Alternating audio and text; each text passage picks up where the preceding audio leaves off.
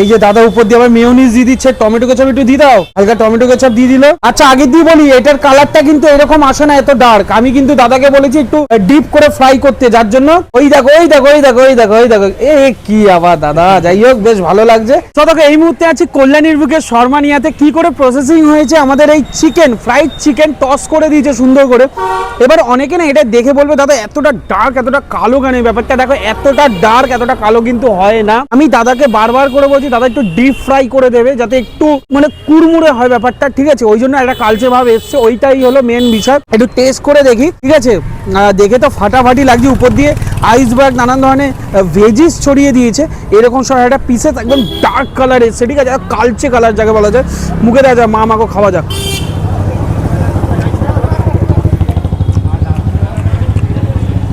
আমি বলেছিলাম এটা হিট আইটেম বস, 100 টাকায় এতগুলো কোয়ান্টিটি দেবে, দুজনে আরামসে তোমরা খেতে পারবে। এই দেখো দেখো চিকেন দেখো, এই দেখো ভেতরে চিকেন রয়েছে, দেখো জুসি ব্যাপারটা দেখতে পাচ্ছ, এই দেখো ও হো মুখে দেওয়া যাক।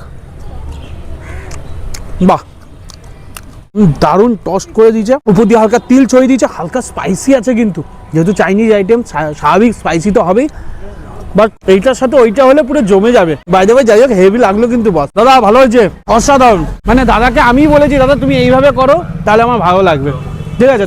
তো বলছে রেসিপিটা আমার নাকি। যাই হোক মোটামুটি কেউ আসতে বলো না, শর্মানিয়াতে একদম কল্যাণীর বুকে ইলেকট্রিক অফিস আছে, স্টেট ব্যাংক আছে, তার ঠিক অপোজিটে। ওটা ভালো লাগলো অবশ্যই লাইক শেয়ার ফলো করতে ভুলো না।